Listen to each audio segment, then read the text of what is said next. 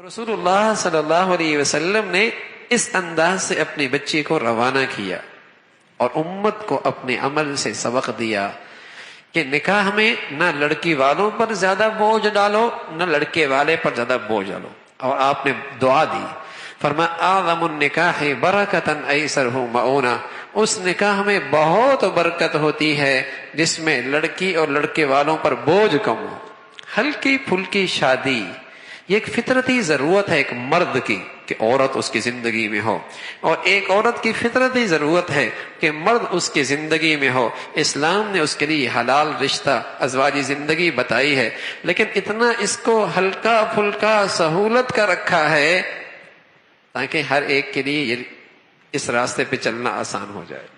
اگر ہم نے حلال مہنگا کر دیا تو میرے عزیزو پھر حرام سستا ہو جائے گا، پھر حرام کے راستے چوپٹ کھل جائیں گے، پھر حرام کی گندگیاں قدم قدم پہ نظر آئیں گی. اس لیے اللہ کے نبی نے کہ اپنے طرز عمل سے یہ بات سکھائی ہے، حلال سستا کرو، حلال سستا کرو، اسے کم خرچ والا بناؤ.